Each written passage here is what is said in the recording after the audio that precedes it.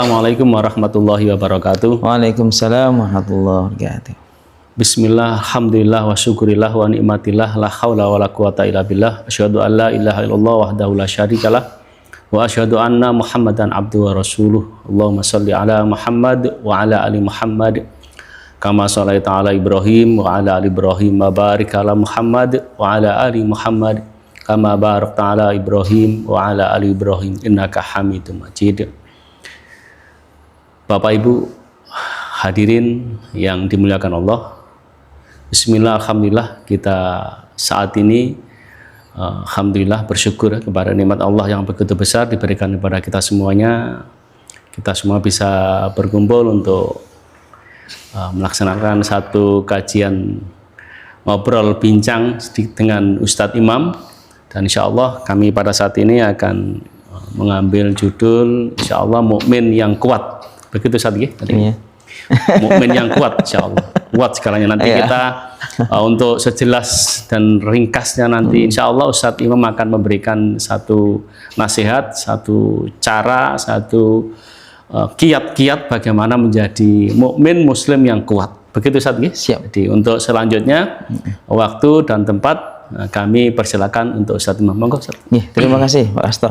Assalamualaikum warahmatullahi wabarakatuh. Waalaikumsalam warahmatullahi wabarakatuh. Alhamdulillah wassalatu wassalamu ala Rasulillah wa ala alihi wa sahbihi wa man wala. Alhamdulillah di Masjid Asy-Syifa yang kita banggakan ya. Siap ya. Di Lamongan, teman-teman yang lewat Lamongan, kebetulan lewat Jalan Suprapto di Komplek Rumah Sakit Muhammadiyah, sempatkan mampir di Masjid Asy-Syifa. Siap. Masjidnya luas, bersih, luar biasa, nyaman. Besar juga. Oh, besar juga. Iya. Kalau sakit periksa ke Rumah Sakit Muhammadiyah. Itu otomatis Ustaz. Nah, beliau ini bagian binrohnya nih. Bagian bimbingan rohani. Insya Allah kalau pasien sakit itu siap. Langsung dipanggilin binroh apa gimana itu? Iya, ada kita cek nanti Ustaz. Ada di billing itu ada OP. Selain pasien baru ya kita datangi untuk kita kasih terapi untuk bimbingan rohani tentang ibadah, tentang cara wudhu, cara tayamum dan sebagainya. Begitu Ustaz. Jadi orang berobat di RSML ini tidak hanya diobati jasmaninya, betul, tapi rohaninya begitu disentuh rohaninya. Insya Allah, insya Allah begitu Ustaz. Tugas kami seperti itu. Karena memang kesembuhan rohani itu adalah tahap awal menuju kesembuhan jasmani ya. Insya Allah. Sifat mental yang mengangkat mental dia. Kalau dia semakin down kan semakin sulit ya.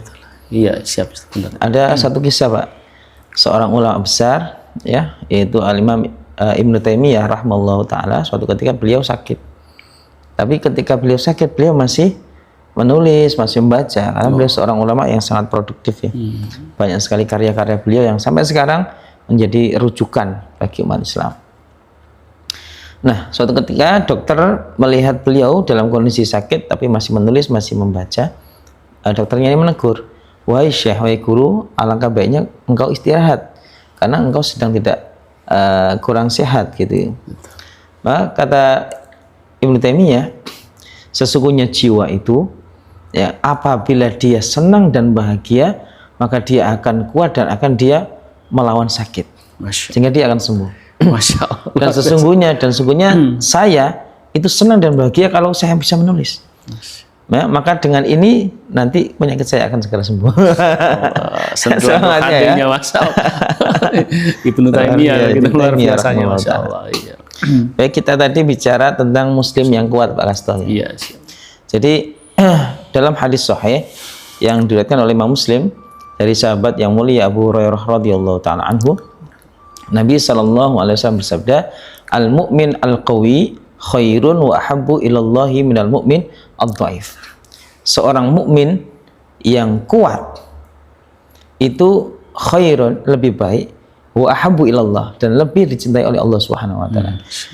Kenapa Nabi SAW mengatakan al-mu'min al-dhaif? Ada mukmin yang dhaif, berarti apa? Di satu sisi yang lain ada mukmin yang lemah, dhaif. Kan gitu. Iya, ada dua mukmin, mukmin al-qawi, yang dua adalah mukmin al-dhaif. Maka kalau kita bisa milih, kira-kira pilih mana, Mbak? Insya Allah yang kuat. Yang qawi ya. Iya, jelas yang qawi. Ya. Jadi ini juga menjadi cermin buat kita untuk mengukur kira-kira sejauh ini kita ini masuk kategori mukmin yang qawi atau yang setengah qawi atau bahkan yang dhaif kan gitu. Iya, itu kadang masih butuh pertanyaan di hati. Ustaz. Benar. Tentunya ini adalah kekuatan dalam semua aspek. Ya, kuat dalam akidahnya, imannya, Betul. kuat dalam ibadahnya, Betul. kuat dalam hablum minallahnya, Betul. kuat dalam hablum minannasnya, Betul. kuat sedekahnya, kuat tilawah Qur'annya, ya, dan kuat dalam setiap aspek, termasuk kuat ekonominya, Iya. kuat jasmani, kuat rohaninya, dan dalam segala hal. Iya. Sandaran vertikalnya sangat kuat. Paling tidak kan vertikal horizontal. Iya, betul. Ya, hablum minallahnya dia kuat, hablum minannasnya dia kuat, termasuk fisiknya, rohani, jasmani kuat. Jangan sampai hanya rohani tok yang kuat, tapi jasmaninya lembek, kuat. Atau orang itu terlalu memperhatikan kekuatan fisik, fitness, gym dan lain sebagainya, tapi rohaninya keropos. Betul. Itu yang kadang kurang disadari saat di situ. Betul. Seorang Ada yang mukmin, nampak. seorang mukmin adalah seimbang. Jadi wa fi kullin khairun, ya. Dan kalau ada seorang mukmin yang kuat dalam setiap aspeknya, kuat lahir batinnya, kuat iman dan amal solehnya, kuat hablum minallah, kuat juga hablum minannasnya, maka dalam setiap aspek dia baik. Fikul ikhlas. Setiap aspek dia baik, ya. Subhanallah. Nah ini biasa berarti. benar. Nah ini Prinsipnya. benar. Nah, mestinya kita harus berusaha menjadi muslim yang kuat. Karena apa? Muslim yang kuat dalam setiap aspek khairun, dia lebih baik. Wa ahabbu ilallah, dan yang paling penting ini, orang yang mukmin yang semakin kuat dia semakin dicintai oleh Allah Subhanahu wa taala gitu ya. Ini yang motivasi kita. Iya. Kalau kita kuat ibadahnya, kuat tilawah Qur'annya, kuat sedekahnya, kuat qiyamul lailnya, kita akan menjadi mukmin yang lebih dicintai oleh Allah daripada mereka yang lemah. Ya, daripada mereka yang lebih lemah dalam ibadah, dalam melakukan Tidak ada nilai lebih dari mukmin yang lemah tadi. benar. Bukan berarti yang lemah nggak dicintai, Ustaz, tetapi Iya. ada nilai lebih begitu. Maksudnya gitu, Ustaz. Iya, benar. Dan jangan hanya kuat ini secara fisik saja. Betul. Dalam semua dimensi fisik maupun dimensi non fisik, rohani maupun jasmani. Itu ya. Iya, siap, siap. Nah, kemudian dalam hadis yang sama, ya, ini juga Nabi memberikan satu jalan buat kita, bagaimana kita ini menjadi mukmin qawi yang lebih baik dan lebih dicintai oleh Allah Subhanahu wa taala. Solusi satu gitu ya. Benar, caranya. Iya. Nah, di sini hebatnya Nabi, ya kan? Tidak perlu 1 jam menerangkan, cukup dalam satu lafaz yang pendek mengandung ilmu yang sangat dalam. Ini namanya jawami'ul kalim, Pak. Masya Allah. Jawami'ul kalim adalah satu kalimat tapi menggenapkan banyak hikmah. Ya kan? Nabi. Itu seperti Iya, kelas ya. at-tahur syatul iman. Ini kan Iya, pendek ya. iya. Tapi pelajarannya sangat dalam sekali. Itu. Ya. Iya, siap, siap. Nah, bagaimana caranya? Nabi SAW mengatakan apa? Ihris ala ma yanfa'uka. Ini yang pertama, Pak. Ihris ala ma yanfa'uka. Ihris itu rakus. Ya kan? Tapi ini rakus yang positif nih. Positif. Karena ihris ala ma yanfa'uka. Rakuslah, semangatlah untuk melakukan hal yang bermanfaat buatmu. Manfaat untuk akhiratmu, manfaat untuk duniamu. Iya. Banyak kan manusia hanya rakus dan semangat untuk urusan duniawi, akhirat nggak rakus. Itu yang kurang bisa. Nah, itu. Padahal kita harus semangat dan rakus dalam semua hal yang bermanfaat gitu ya. Baik dunia maupun akhirat. Benar. Terlebih akhirat. Akhirat gitu ini ya. kan ditekankan di akhirat. Untuk kebaikan dunia saja itu kita harus semangat. Ikhris ala ma Apalagi yanfa'uk. kebaikan akhirat. Kan gitu. Kebaikan loh ya. Siap. Jangan hanya makan loh ya. Iya. Gitu ya. Kebaikan dunia dan kebaikan akhirat kita. Kita harus semangat. Termasuk untuk kebaikan agama kita dan agama dunia kita. Kan dalam hidup di dunia ini kan ada aspek aspek agama, ada aspek dunia. Betul. Ya kan? Jangan hanya kemudian fokus di aspek agama menafikan dunia, nggak mau kerja, hanya mau Itu juga salah. ini keliru. Iya. Ya kan? Iya. Alama yanfa'uka itu mencakup seluruh dimensi. Dimensi agama, dimensi dunia, dimensi akhirat. Itu ibadah maupun muamalah, ikhris. Pokoknya yang bermanfaat. Semangatlah. Semangat. Betul. Nah, ini juga membutuhkan kepiawaian dan kecerdasan, Pak. Gitu ya, Ustaz ya. Karena apa? Generasi sekarang ini kadang mereka tidak bisa membedakan mana yang bermanfaat, mana yang tidak. Ya kan? banyakkan effort kita habiskan pada hal yang tidak bermanfaat, sia-sia, apalagi yang haram loh. Betul. Ya kan, untuk mengejar keuntungan judi online, waduh berapa puluh juta dihabisin. Tapi untuk mengejar surga sedekah 1000 dipikirin. Betul. Ya kan? Termasuk anil lagwi muridun misalnya, yang lahan, yang sia-sia dia nggak diabaikan. Betul, diabaikan. Begitu Ustaz. Yang betul-betul kuat. Iya. Luar biasa. Makanya Nabi mengatakan apa? Min husni islamil mar'i tarkuhu ma la ya'ni. Di antara bukti baiknya keislaman seorang itu dia mampu meninggalkan yang nggak bermanfaat. Betul. Ya kan? Tapi sebaliknya dia bermanfaat, dia kejar dengan semua apa yang bermanfaat. Dia kejar. Nah, tabiat manusia itu suka yang leha-leha, sia-sia, lagwun lah istilahnya. Iya, makanya anil lagwi tadi. Dan itu yang tidak disadari. Nah, itu tertipunya di situ. Benar. Jadi kita mari ya, kalau kita mau jadi mukmin yang kuat, kita harus punya manajemen diri ya. Terutama manajemen Ustaz ya. Benar, manajemen diri, mana yang wajib, mana yang sunnah, mana yang mubah, mana yang makruh, mana yang haram, ya kan? Mana yang prioritas, mana yang enggak prioritas, mana yang primary, mana secondary, mana tertiary. Tertiary ya. Iya kan? Iya, primary, secondary. Tertiary. Nah, gitu ya. Iya. Jangan kita ini secondary terus ya. Yang primernya ini loh. Sampai dilupakan kita. Nah, benar. Iya, Ustaz. Luar biasa Ustaz. Jadi ihris ala ma yanfa'uka.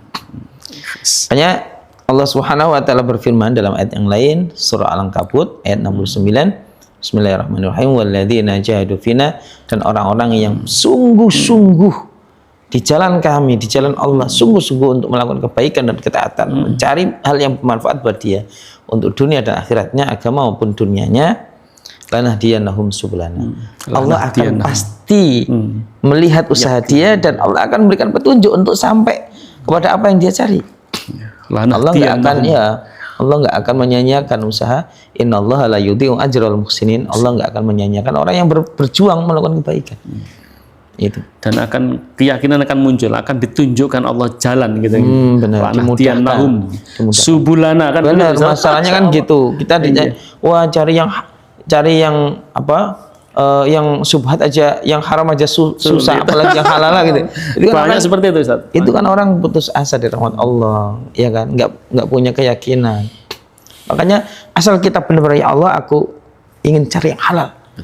Diberikan tunjuk kok sama Allah jalannya. Yakin. Masalahnya kan kita nggak ada will-nya itu. Betul. Nah, manusia sekarang kehilangan will-nya itu. Will-nya itu ya. Prinsipnya nggak ada. Sampai-sampai sekarang sempat ya kita ada satu serangan subhat di tengah maraknya kasus-kasus korupsi itu, sampai ada yang mengatakan korupsi itu adalah mata pencaharian yang di sisi yang lain gitu. Mengatakan korupsi haram aja kok sulit banget. Dia bilang korupsi itu adalah mata pencaharian dalam dimensi yang lain. Direkayasa. Iya, belibet-belibet ya. Yang jelas itu merusak negara, merusak nilai-nilai agama, merampas orang banyak, membuat subhat tadi loh. Itu yang kita sayangkan. Jadi udah nggak merasa salah, pakai dalil lagi. Ngeles. Aduh. Iya. Dan tidak nah itulah kesalahan orang sekarang, udah keliru dan dia tidak merasa salah dan tidak punya tanggung jawab untuk menebus kesalahannya. Nggak gentle ya. Dulu pada zaman Nabi ada seorang wanita itu dia berzina, Pak. Setelah berzina dia insaf taubat, datang pada Nabi. Artinya apa? Kalau dia nggak datang ke Nabi, Nabi kan nggak tahu. Iya, betul. Dan kemungkinan dia selamat dari hukum. Betul, lolos. Iya kan? Dia datang Nabi, saya berzina. Iya. Nabi kaget tuh. Mengakui kesalahannya. Luar biasa nih, gentlenya ini wanita ini. Benar kamu berzina? Benar ya Nabi. Apakah seperti timba yang dimasukkan dalam sumur itu? Sampai Nabi jangan-jangan hanya peluk-peluk saja kan? Kalau peluk-peluk saja kan enggak? Iya, sampai ngomong seperti itu. Iya gitu loh, untuk meyakinkan itu loh. Iya ya Rasul. Bisa jangan ojo ngaku lah. Kalau orang sekarang kan Iya. bagaimana tidak melakukan kesalahan tapi jangan dihukum. Iya, betul. Ya Allah. Padahal segala sesuatu pasti akan mendapatkan hukumannya kan gitu. Alasannya. Ya. Baik, itu ihris ala ma yanfa'uka. Untuk menjadi mukmin yang kuat, kita harus rakus dan semangat terhadap hal yang bermanfaat buat agama kita, dunia kita, dunia dan akhirat kita. Yang kedua, wasta'in billah.